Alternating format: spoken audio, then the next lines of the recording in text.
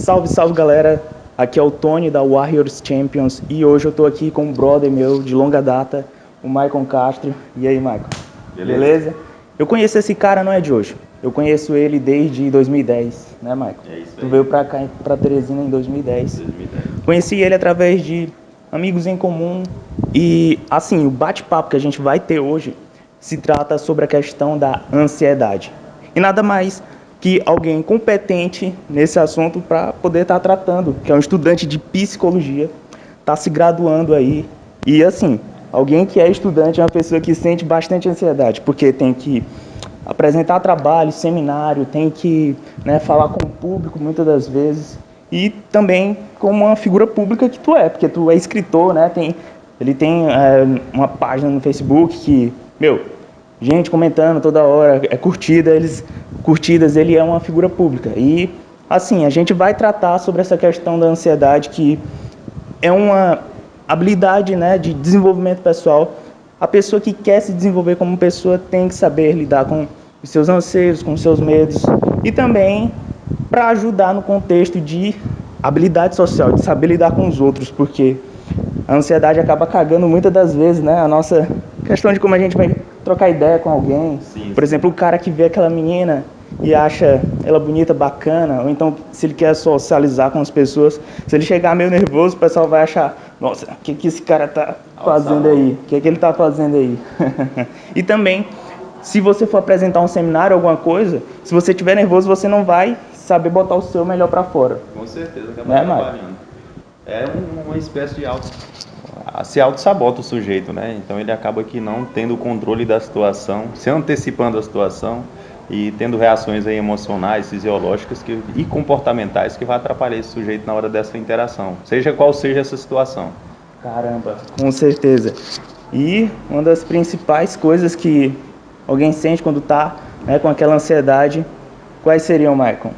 Os principais sintomas que a pessoa está com ansiedade, assim? Há vários sintomas. Alguns deles são perceptíveis como traços comportamentais. Esses traços comportamentais podem ser, por exemplo, de fuga. Os sujeitos eles tendem a evitar certas situações. Esse é um traço comportamental. Há também traços que são de reações fisiológicas, como ataque cardíaco. O coração começa a acelerar, então o sujeito ele sente aquela pressão através do coração. O suor excessivo, a mão tremendo. Então são sintomas que o sujeito percebe ali que a ansiedade dele está excessiva, elevada, que acaba com isso, ele percebe que a situação foge do controle dele. É importante a gente perceber que a ansiedade não é algo anormal. Todo sujeito, todo ser humano sente ansiedade. O que acontece é que quando essa ansiedade passa a ser excessiva, ela acaba atrapalhando nos seus afazeres diários. Então essa ansiedade ela começa a ser patológica, a ter traços doentios. Por quê? Porque ela acaba atrapalhando o sujeito no seu dia a dia, nas suas relações diárias. Ele acaba tendo esses traços de fuga. Por se sentir ansioso, deixa de ir em certos compromissos. Ele acha que ele começa a ter pensamentos, e aí nós vamos entrar na lógica realmente da psicologia, da abordagem psicológica, que são os PAs, que são pensamentos automáticos que surgem de crenças ou intermediárias ou centrais, e essas crenças evocam esses pensamentos, né? Elas eliciam esses pensamentos, esses PAs, que acabam levando a essa ansiedade. Nós vamos falar mais um pouquinho à frente. Com certeza. E tu fala, né, sobre essa questão da autossabotagem, ela realmente vem a sabotar a pessoa, porque, por exemplo, se você vai fazer um teste de autoescola, aí, o teste para poder tirar a carteira, se você se deixar dominar por aquele medo, né, a sua performance lá quando você estiver executando aquela atividade não vai ser a mesma. Você não vai ter a consciência e a percepção para poder dar o teu melhor naquele momento. Tem um psicanalista, né, o Augusto Cury, ele é o que? Psiquiatra? Ele é psiquiatra. Psiquiatra. Ele fala, né, que a tranquilidade é o colírio para os olhos da inteligência. E, assim, o que eu penso, né, sobre a ansiedade, assim, ao meu ver, né, eu vou dar aqui a minha ideia e tu pode comentar, né, o que a psicologia fala sobre isso. A ansiedade, ela, para mim, ao meu ver, né, pelas coisas que eu já experienciei, pelo que eu já me lidei com a ansiedade, né, ela é meio que um anseio pelo futuro baseado em acontecimentos passados. Por exemplo, muitas das vezes a pessoa vai se jogar numa tal situação que no passado ela não se deu tão bem e ela pensa no futuro baseado num resultado do passado e ela perde ali a tranquilidade do momento presente, entende? E tem também a questão lógico, da expectativa, porque as pessoas, hoje em dia, o Instagram, essas coisas de redes sociais, elas nos fazem muito pensar que o mundo é belo, o mundo é perfeito, né? As pessoas vivem muitas das vezes à base dos filtros de Instagram, né? Ali, aí a gente fica sempre naquela expectativa de que tudo venha dar certo, de que tudo venha dar bem. Então, eu penso que a ansiedade ela está baseada basicamente nisso, um anseio pelo futuro baseado em vivências passadas não positivas e, enfim, querer, né, esperar que tudo seja perfeito e ao invés de esperar a situação chegar e saber lidar com aquele contexto, né? Então, essa é a minha visão. O que tu acha dela? Tá correta ou tem algo mais a ser acrescentado? Inclusive, eu gostei da sua frase quando você disse que o sujeito ansioso, a pessoa ansiosa, é um viajante, né, do futuro. E é essa a percepção que nós temos mesmo do sujeito ansioso. Alguém que vive no futuro, antecipando situações. Por exemplo, você falou da autoescola, mas eu posso te dar um exemplo claro, aqui real, do que está acontecendo agora. E aí eu vou trazer a psicologia para nós explicarmos isso. Quando você me ligou e disse, Michael, eu quero uma entrevista para o nosso canal, para nós falarmos um pouco sobre ansiedade, você é estudante de psicologia, você é uma figura pública, enfim, nós podemos comentar um pouco sobre isso? E aí prontamente eu aceitei, não é isso? No entanto, eu aceitei como eu vi uma oportunidade boa para nós dois. Sim. E para o público, para estar tendo essa informação. E aí o que é que eu pensei? Certo, aceitei prontamente. No entanto, quando nós desligamos os celulares, poderia acontecer o seguinte, através aí você falou um ponto importante também, você disse que experiências passadas. Se houver experiências passadas, esse é um fator importante. Pode ser que não seja preciso. Muitas vezes o sujeito é a primeira situação que ele vivencia. No entanto, ele vivenciou situações passadas similares, né? Sim. Ou até mesmo ele é um sujeito historicamente ansioso. Ele tem uma história de ansiedade. E aí por outros motivos. Mas não vamos determinar a ansiedade pela situação em si, mas por um histórico, né? Uma história de vida do sujeito. Mas vamos dizer o seguinte, quando você me ligou, né? O que é que poderia evocar? Eu poderia me ligar a situações passadas que deram errado. E o que é que aconteceria com isso? Através dessas crenças centrais que foram sendo construídas ao longo da minha história, né? Crenças, por exemplo, de desamor, desvalor, o que é que essa poderia surgir a partir de então? Uma crença de desvalor poderia evocar um pensamento, né? Ele é um pensamento aí de eu não serei capaz de dar essa entrevista.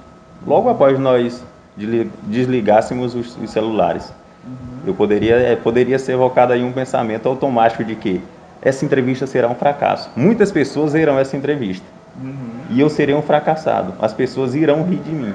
Quando eu antecipo uma situação que eu não estou nem vivenciando de forma disfuncional, porque eu tenho conhecimento, então por que eu irei fracassar? Eu estou estudando há 4 anos e meio um curso de psicologia. Então, por que eu irei fracassar? Porque eu não saberei falar sobre o assunto ansiedade. Certo. Então, quando eu antecipo essa situação de forma ruim, né, vamos utilizar a palavra ruim, de forma catastrófica, certo? Eu tendo a ter pensamentos, ter reações emocionais, comportamentais e fisiológicas. Que seria a fuga, a esquiva. Não, Antônio, nós vamos desmarcar essa entrevista porque aí eu invento qualquer desculpa. Eu tenho também uma certa ansiedade. Se eu compareço, eu começo a ficar suado, tremendo. Você percebe que eu estou me controlando muito bem. Mas por quê? Porque eu tenho o que nós chamamos uma técnica, se chama questionamento socrático. Eu faço questionamento sobre por que eu não me sairei bem. Por exemplo, eu começo a questionar esses pensamentos automáticos que surgiriam de que eu não me sairia bem, de que eu seria ruim. Eu me lembro até que eu Um tempo atrás eu conversei contigo, né, sobre isso, e tu falou que tem essa questão do questionamento que tu usa como técnica e aquela ideia lá do e se? E se? E se der errado? E se? Sim, nós temos muito isso, e se? Aí Uhum. você começa a se questionar isso, e se? E se? Aí eu fico me perguntando, e se der errado? E se as pessoas sorrirem de mim? Aí você se questiona, né? Você começa Essa a é se a técnica aqui? você pega Então por esse e entrei se. bem certo aí. Exatamente. E uma das formas de você encontrar, utilizar essa técnica você começa a se perceber. É importante que o sujeito se conheça. O autoconhecimento é importantíssimo para esse controle emocional, porque você começa a se perguntar e se perceber. Quando foi que você sentiu essas alterações emocionais? Né? De repente você está aqui, sentou num banco do ônibus e começou a se sentir ansioso. Se você se percebe e percebe a situação em geral, você nota que sentou uma garota do seu lado. E você se sentiu incomodado com aquilo. E ali houve uma alteração comportamental. Você se sentiu ansioso, incomodado e não estava entendendo, mas quando você faz uma análise do contexto, da situação em si, aí você consegue encontrar os pensamentos automáticos dentro daquele contexto ali. E percebe as suas alterações comportamentais, fisiológicas e emocionais. Com certeza. Deu para ficar um pouco claro? Deu sim. Aí, né? Sobre aquela questão lá que tu falou, né, que a gente tá falando aqui, do e se, né? Como que funciona, mais ou menos? Que eu lembro vagamente do que a gente conversou. Tu disse que, por exemplo, eu vou, por exemplo, um dia encontrar com alguma garota para poder, né, conversar com ela. Aí, se rolar alguma expectativa, alguma coisa de que venha a dar errado, você sempre se pergunta: e se? E se der errado? Aí, como é? A pessoa está lá na situação e se der errado. Aí deu errado, aí você. Se der errado, eu posso fazer alguma coisa, que é ir na casa do meu amigo, ou ir para algum outro lugar, no shopping, ler um livro. A pessoa sempre, né, procurar outras alternativas para caso a situação dê errado em si, né? Porque o mundo não é perfeito. Sim, Né? é porque, de fato, né, vamos imaginar um encontro com a garota e você imagina que essa garota não vá. E você pode ficar abatido com isso e já ter o comportamento, se ela não vai, eu também não vou. Você tá, na verdade, você está criando, né, um pensamento automático que está te auto-sabotando. Porque quem te garante que essa garota não vai? Né? Mas se você pensa, e se ela não for? E mesmo assim você vai, né? E realmente essa garota não vai, né? Vamos dizer que ela realmente não foi. E se? Aí você se pergunta antes, e se? Porque isso seria o pior a acontecer, né? Isso seria o pior a acontecer. Então você se pergunta, e se? Então você tem outras alternativas. Você começa a se perguntar, eu posso ligar para o Antônio, para a gente sair naquele momento? Aí eu posso ir ao cinema sozinho? Aí eu posso... Então você começa a criar alternativas para a situação. Você tende a imaginar o pior da situação e ao lado do que poderia acontecer de pior, você coloca possíveis alternativas funcionais, coisas legais que você poderia fazer se essa situação ruim acontecesse. Né? Você tende a ter um controle emocional. Dá o total escape, recursos para tua mente saber lidar com o momento, né? Dá para ela informações. Porque se você se foca no fator de que essa garota não vai, você tende a ficar muito triste. Por que ela não foi? Será que eu não sou um cara interessante? Sim. E a gente abrange isso para todos os contextos, tanto qualquer coisa, né, que você sinta ali uma certa ansiedade desde uma prova. Você, às vezes a pessoa fica até, caramba, eu não quero nem pensar, e se der errado? Mas se der errado, né? Você lhe dá uma alternativa, né, de escape que vai te dar um melhor controle sobre essa questão da emoção. O foco no erro aí, por exemplo, você falou da prova. A prova, ela se encaixa perfeitamente nessa questão. Porque se você pensa, e se eu tirar uma nota baixíssima na prova? E se você tirar, tem N alternativas para você resolver isso. Estuda mais da próxima vez. Você elabora mais a forma de estudar, percebe onde estão as falhas. Eu costumo dizer que o erro não é um erro em si. Você descobriu uma forma de como não fazer. É um acerto. Entendeu? Se você leva para a perspectiva do erro, você tende a imaginar que você é um fracassado. Que você é uma pessoa que fracassa sempre. Na verdade, você descobriu uma forma de como não fazer. Não deu certo assim essa maneira de estudar. Então você vai reformular o modo como estuda, dedicar mais tempo àquela disciplina, reler, enfim. Você vai achar N alternativas para modificar essa situação. Foi um acontecimento ruim? Foi. Nós não vamos modificar isso, mas nós podemos modificar a forma como vamos interagir com essa situação novamente, quando ela vier a acontecer novamente. Com certeza. É aquela parada, né? Os erros, os acertos, a tentativa são os melhores professores. E assim, não tem ser humano que não senta uma ansiedade, né? As figuras mais públicas aí, por exemplo, alguém que participa de debate, né? Quem grava vídeo aqui, por exemplo, a gente tá gravando um vídeo aqui, ou apresentador de televisão, qualquer pessoa, ela sente um pouco ansiedade. A diferença, né, é que a pessoa, ela rebobina a maneira como ela lidar com ela, com essa emoção. Assim, eu, por exemplo, eu era um pouco mais... não me considero tímido, porque, né, eu era um pouco mais introvertido, mas a maneira como eu lidava no começo com essa situação era utilizando a seguinte técnica, né? Hoje em dia sai tudo no automático. Não preciso mais ficar pensando, técnica de como lidar com a ansiedade. Hoje em dia sai no automático, assim, tá entendendo? Pelo menos a técnica que eu usava na época era, que eu denominei, né, se chama P2As. O que é P2As? P de percepção, 2As de aceitação e ação.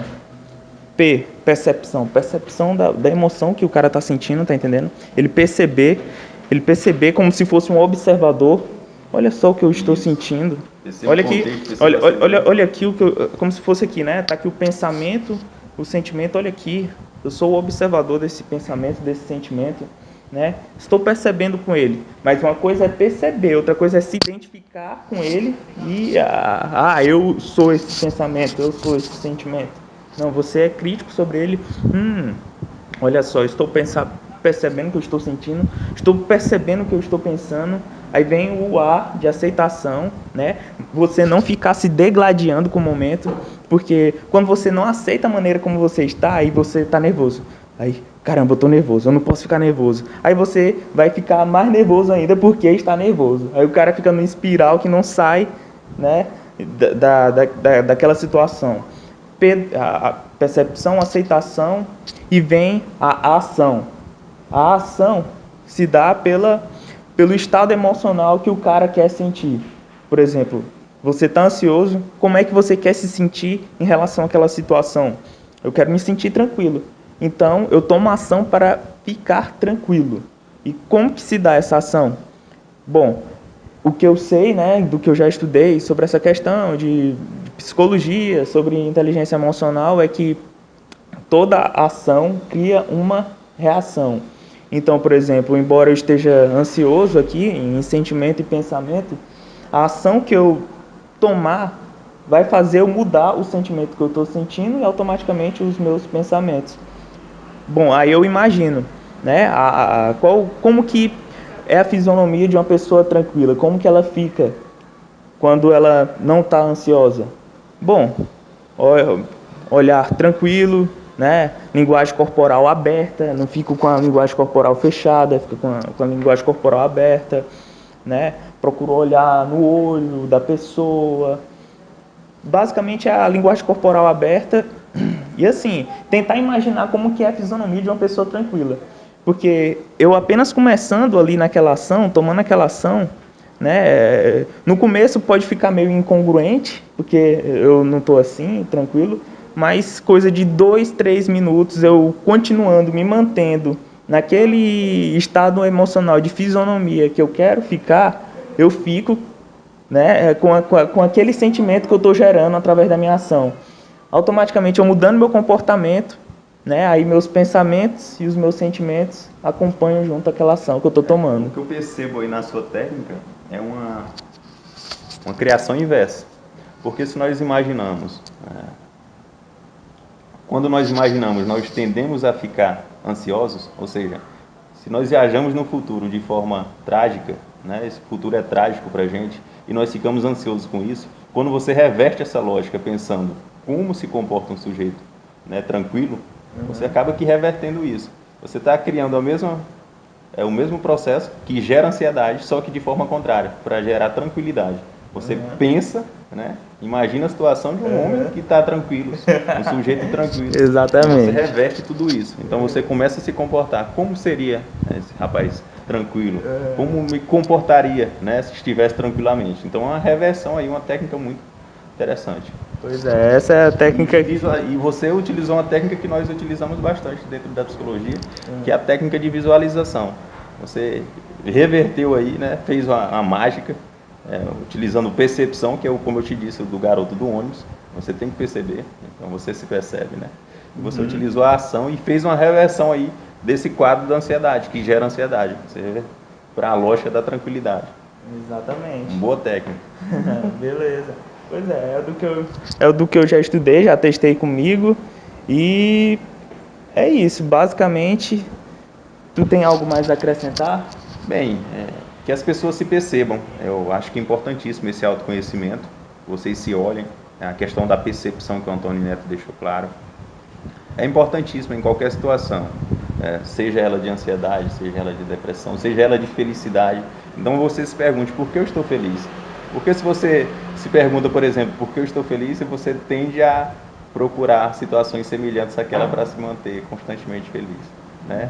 Entende o que te levou àquela felicidade. Foi uma recompensa? Foi o meu esforço? Foi um elogio de alguém por algo que eu trabalhei? Então, se você recebe um elogio, vê o seu esforço recompensado, você tende, entendendo que a tua felicidade veio dali, a se comportar mais e mais daquela forma. E fugir dessa lógica da ansiedade. E você se perceber quando está ansioso.